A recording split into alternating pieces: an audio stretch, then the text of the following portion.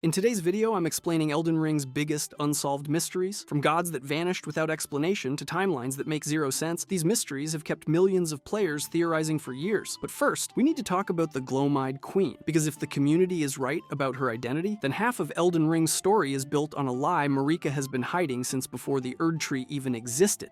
The Gloom-Eyed Queen. The Gloom-Eyed Queen was the original god killer before Marika even thought about building her golden empire. She wielded destined death, which is basically the only thing in Elden Ring's universe that can permanently kill gods, and she had an entire cult of followers who skinned gods and wore them like coats. The game tells us Meliketh defeated her and sealed away destined death, which conveniently let Marika establish the Golden Order where nobody important could actually die. Her followers became the godskin apostles and nobles, those nightmare fuel bosses that stretch like rubber and summon black flames that eat through your health bar regardless of how much vigor you pumped. The black flame incantations you can use all connect back to her, dealing damage based on maximum HP instead of your faith stat, which makes them uniquely powerful against tanks and bosses. Every item description related to the godskins mentions being cradled as newborns, implying she raised an entire generation of god-slaying fanatics from infancy. But here's where it gets weird. The community can't agree on who she actually was. The most popular theory says she's Melina, because Melina has one eye that glows violet and threatens to deliver destined death in the frenzied flame ending. That connection seems solid until you realize the timeline doesn't work. The Gloom-Eyed Queen was defeated before the Golden Order even existed, but Melina talks about being given purpose by her mother at the foot of the Erd Tree, which means she came after. Some people think she was an aspect of Marika herself, which would explain why Marika sent her own shadow beast to defeat her, but that raises the question of why Marika would fight herself. Others point to the Hornsent connections, since the DLC revealed Marika's whole backstory involves slaughtering horned people, but there's zero evidence linking the Gloom-Eyed Queen to horns or the Land of Shadow. The DLC was supposed to clear this up. Everyone expected at least a mention, maybe a boss fight, something concrete. Instead, we got more black flame enemies and exactly zero answers about who she was or what happened to her after the defeat. The Godskin Apostles are still out there doing their thing, which means either she's dead and they're operating on autopilot, or she's somewhere waiting for a sequel that might never come. From Software loves leaving one major villain completely unexplained in every game, and the Gloom-Eyed Queen seems to be Elden Ring's choice for that honor. What makes this frustrating is how central she should be to the plot. Destined death is the MacGuffin that drives half the game's conflicts, and she was the original wielder. But instead of a satisfying reveal, we got breadcrumbs scattered across item descriptions and a fan base tearing itself apart over eye colors. But here's the thing. If the Gloom-Eyed Queen wielded destined death before Marika even built the Golden Order, why does Marika share a body with someone who has the exact same red hair curse? Keep that question in mind, because the answer isn't what the community thinks.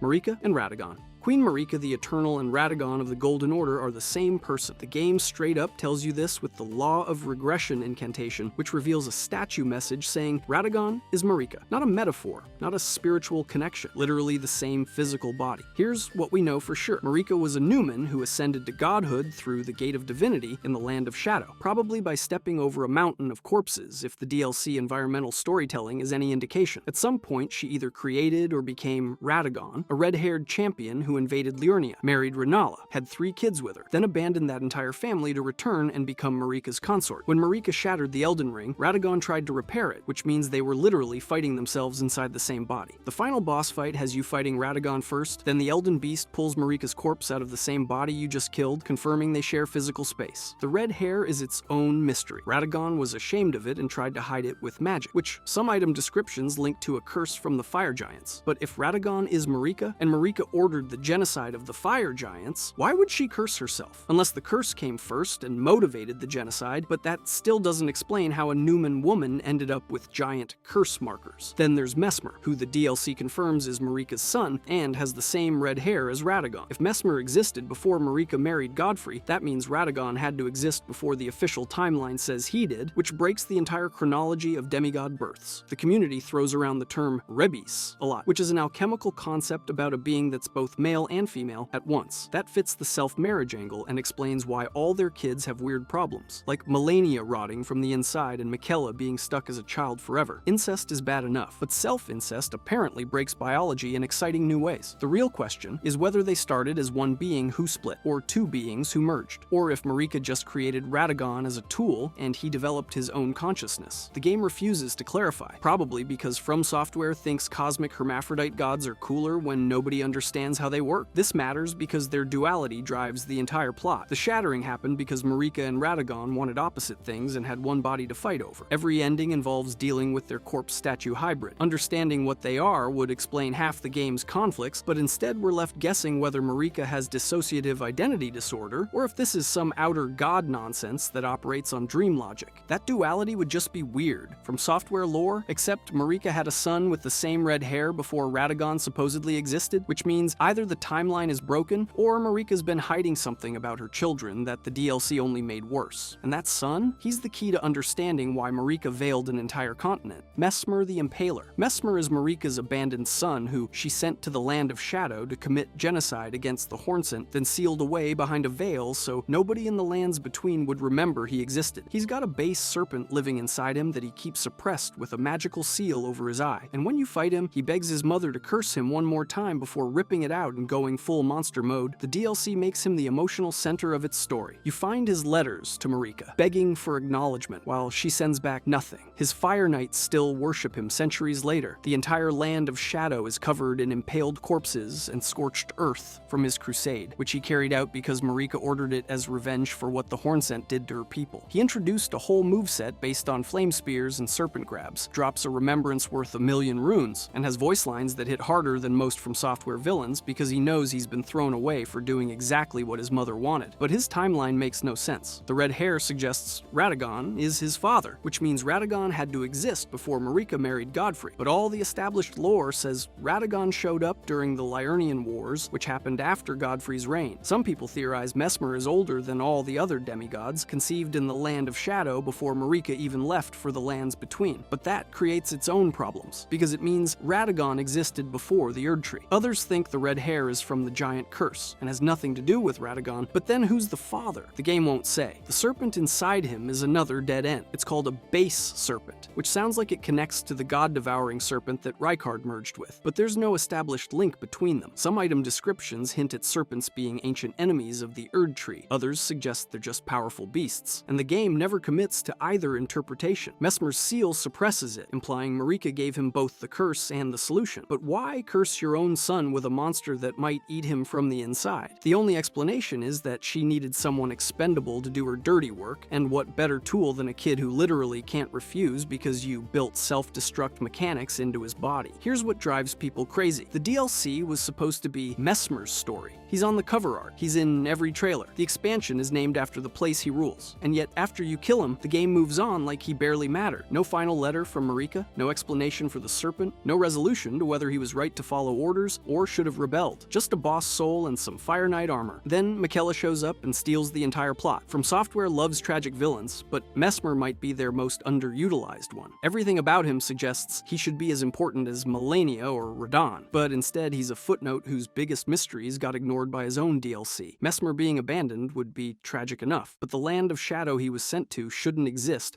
according to established lore. Marika veiled it from reality itself using a method the game refuses to explain. The question is, what else did she hide there that was worth erasing an entire landmass from existence? The Land of Shadow Veil. Marika sealed the Land of Shadow away from the lands between using some kind of divine concealment that makes it physically impossible to reach or remember. The DLC makes you travel there through Miquella's corpse after he deliberately let Mohg kidnap him, which is a whole separate issue we'll get to later. Once you're there, the Scata Tree stands as a shadowy mirror to the Erd Tree, providing grace points and map fragments like nothing's wrong, except this place is supposed to be outside reality. The veil itself is described vaguely across multiple items. Some say Marika created it during her ascension to godhood. Others imply it was a consequence of her purge against the Hornsent, like she wanted to hide the evidence of her genocide. The mimic veil item you can find suggests the concealment works through illusion magic, but that doesn't explain how an illusion could physically separate an entire landmass from the rest of the world. The Shadowkeep and surrounding areas show no signs of being projections or fake. Everything there operates on normal game rules, so either the veil is purely metaphysical or From Software didn't think through the mechanics of divine hiding spaces. What bothers people is how casually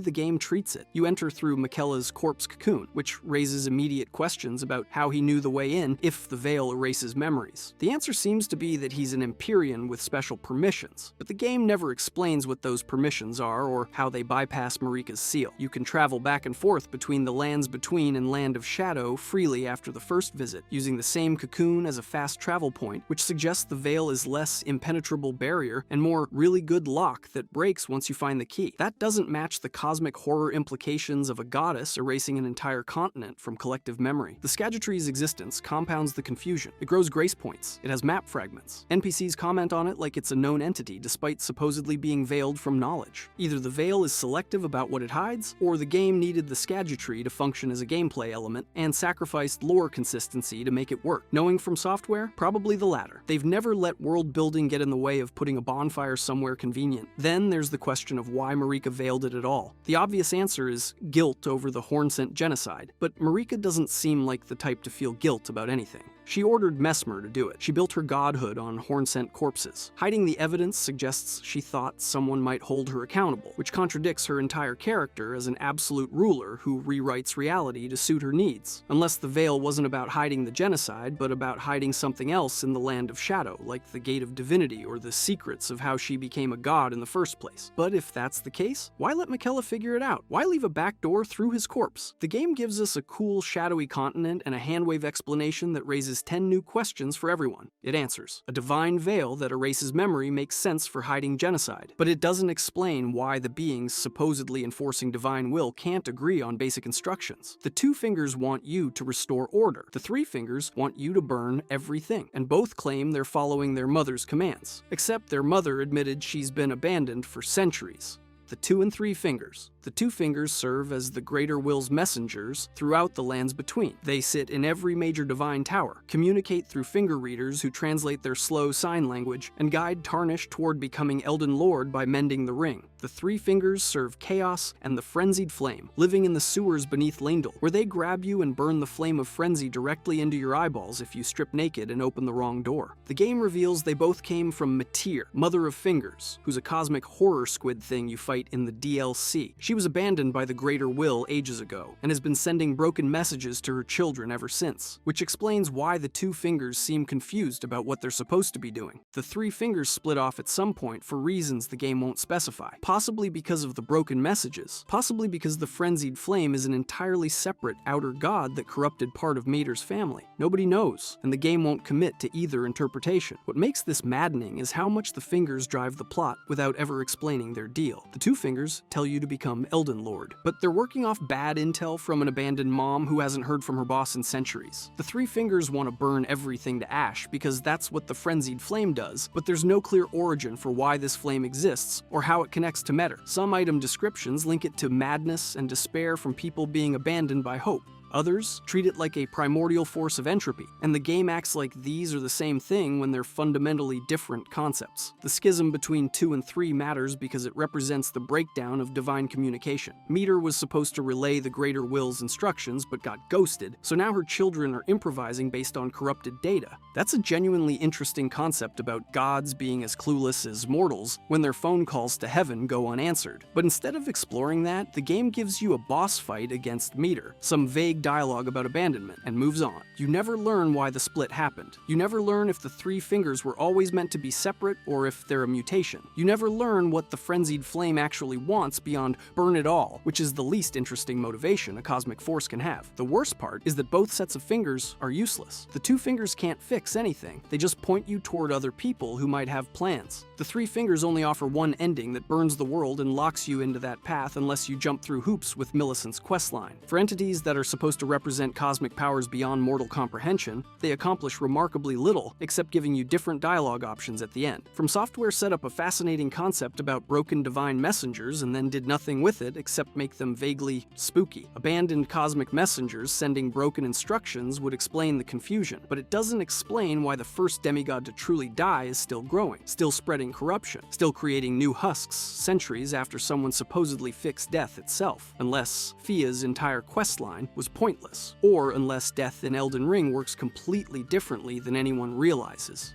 Godwyn's corpse and death husks. Godwyn the Golden was the first demigod to die during the Night of Black Knives, killed with a fragment of the Rune of Death that let him experience true death instead of Erdtree resurrection. His soul died, but his body lived on, growing into a horrible fish monster thing that spreads death root and creates death husks across the lands between. You can find his corpse beneath Stormvale Castle, and it's somehow also beneath the Erdtree in Deeproot depths, because From Software doesn't believe in making things simple. The death husks are the real mystery. They appear in catacombs and dungeons as lesser versions of Godwyn's face, spreading death blight and corrupting the areas around them. Fia's questline involves laying with Godwyn's corpse to birth a mending rune that brings death back into the Golden Order, which sounds like it should resolve his story, but doesn't. After you complete her quest and use the rune to get the Age of Duskborn ending, the husks are still there. Deathroot still spreads. Godwyn's corpse keeps growing like nothing changed. Either Fia's ritual failed, or the mending rune only affects the metaphysical order without cleaning up the physical mess Godwyn's undeath created. What drives people insane is how much the game sets up Godwyn as a central tragedy without following through. He was beloved by everyone. His death triggered the Shattering. Multiple questlines revolve around him or people affected by his death. Ranni orchestrated the whole thing because she needed someone else to die so she could kill her body without killing her soul, making Godwyn collateral damage in her scheme to escape the Greater Will's control. That's heavy stuff that deserves resolution. But instead, Godwyn's just a growing tumor in the game's sewers that you can't do anything about. The connection between Deathroot and Death Husks never gets explained mechanically.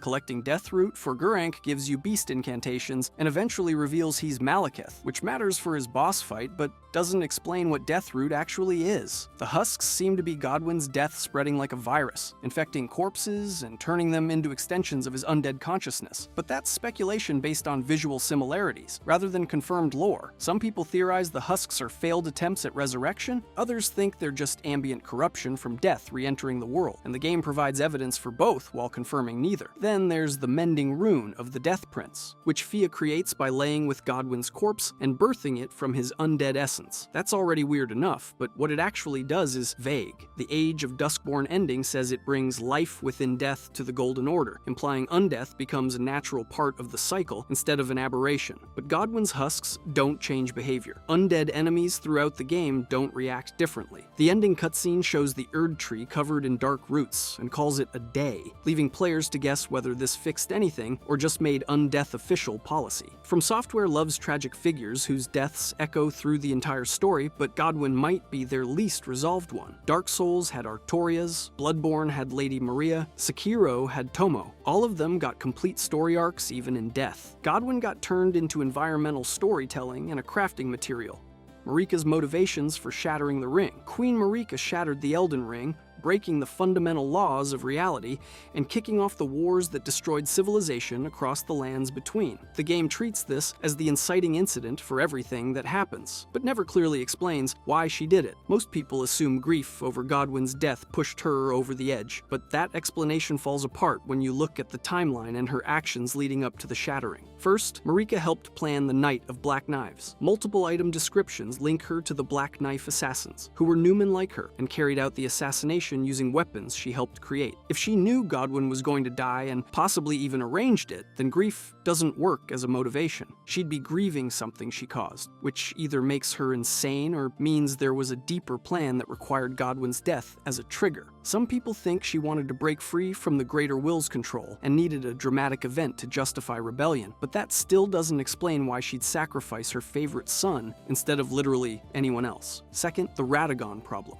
When Marika shattered the ring, Radagon immediately tried to repair it, which means they were actively fighting over the same body. If they're the same person with a unified will, why the internal conflict? If they're separate consciousnesses sharing space, why did Radagon care about preserving the Golden Order more than Marika did when she's the one who built it? The game implies Radagon represents loyalty to the Greater Will, while Marika represents rebellion. But that division only makes sense if they started as separate beings who merged, which contradicts the self-marriage timeline. Third, her actual hammer. The game shows you can literally find Marika's hammer and use it as a weapon. The description says she used it to shatter the Elden Ring in a moment of despair. But despair over what? Godwyn's death works as surface-level motivation, but Marika doesn't come across as someone who acts on emotion. Everything about her character suggests cold calculation. She committed genocide against the Hornsent. She ordered her son to wage eternal war in the Land of Shadow. She built a religion where she was the central deity and everyone else was disposable. That's not a woman who breaks breaks down and smashes reality because she's sad. That's a woman who breaks reality because she decided it needed to be broken. The greater will going silent adds another layer. If Metyr was abandoned centuries ago, that means Marika was ruling without direct divine guidance for ages before the Shattering. Maybe she realized the greater will didn't care anymore and decided to take matters into her own hands. Maybe the Golden Order was failing and Shattering the Ring was a desperate attempt to restart the system. Maybe she just got tired of being a puppet for cosmic forces that stopped paying attention. The game gives hints toward all these interpretations without confirming any. What makes this frustrating is how much depends on understanding Marika's choice. The entire game is about fixing or exploiting what she broke. Every faction has a different idea about what should replace the Golden Order. Every ending offers a different solution to the problem she created, but we don't know what problem she was trying to solve by creating this mess in the first place.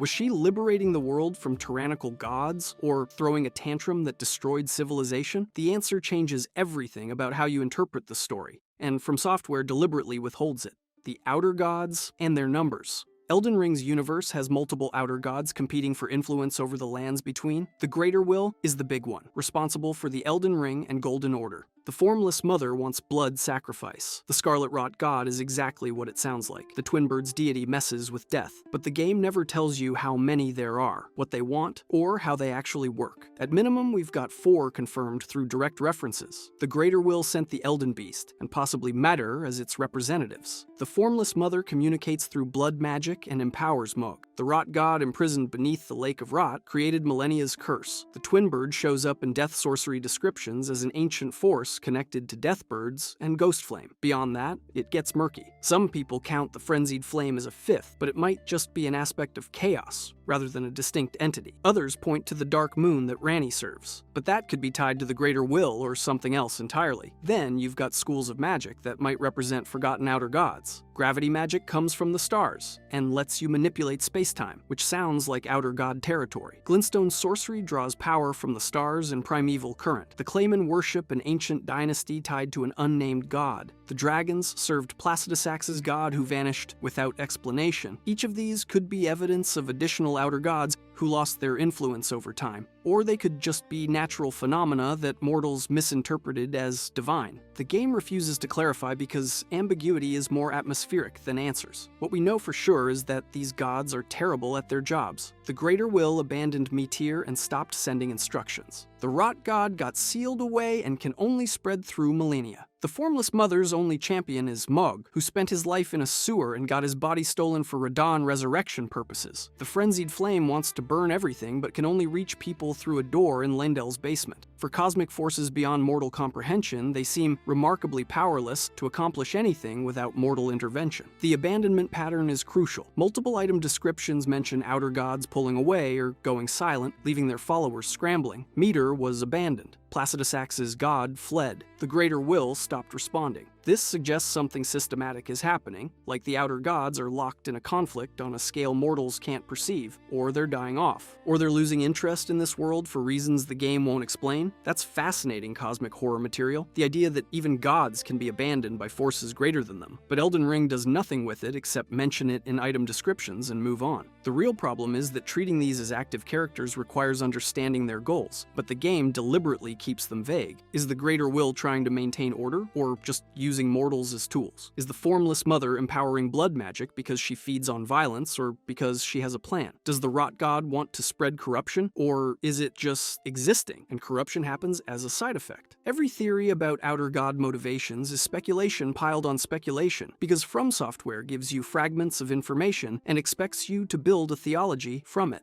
Torrent's previous master. Torrent is your spectral steed who you can summon at will to cross the lands between. Melina gives you the whistle that calls him early in the game, but she mentions she's not his original owner. Someone else rode Torrent before you, someone who Melina seems to know and respect, and the game never tells you who. The DLC teases Miquella as a candidate. You can find ghostly images of him riding a spectral steed that looks like Torrent throughout the Land of Shadow, and the timeline roughly works if Miquella traveled there before cocooning himself for Mog kidnapping purposes. But that raises questions about how Melina ended up with the whistle and why she'd give it to you instead of keeping it for when Miquella returned. Unless Miquella gave it to her deliberately, which implies he predicted you'd need it. Which sounds like foresight he shouldn't have, unless he was planning the entire tarnished resurrection plot alongside Marika. Another theory points to Ranni. She mentions recognizing Torrent when you first meet her, and her dialogue implies a previous connection. But Ranni's been doing her own thing for centuries, as a soul in a doll body. So unless she rode Torrent in her previous life before the Night of Black Knives, the timeline doesn't match. Plus, if Torrent belonged to Ranni, why would Melina have the whistle instead of it staying with Ranni's 2 fingers or discarded body? Some people think the previous master was Marika herself, which would explain why Melina has the whistle since she's heavily implied to be Marika's daughter. That works thematically because it means you're literally following in the goddess's footsteps, riding her horse to fix the mess she created. But there's zero evidence for this beyond it would be poetic, which is a weak foundation for lore conclusions even by From Software standards. The game treating this as a mystery is bizarre because Torrent functions purely as transportation. He's not plot relevant beyond letting you move faster and avoid fall damage. His previous owner doesn't matter mechanically or narratively. The only reason to care is because the game specifically points out he had one and then refuses to elaborate. That's deliberate mystification for its own sake, dangling a question with no answer because From Software knows it'll drive lore hunters crazy. What makes it worse is that Melina clearly knows who it was. Her dialogue when giving you the whistle suggests fondness for the previous master, implying they mattered to her personally, but she never brings it up again. You can exhaust her entire dialogue tree across multiple Grace Site conversations, and she'll talk about her purpose, her mother, her plans to burn the Erd Tree, everything except who rode the magic horse before you. Either it's not important enough to mention, or From Software wrote themselves into a corner by teasing a reveal they never planned to deliver.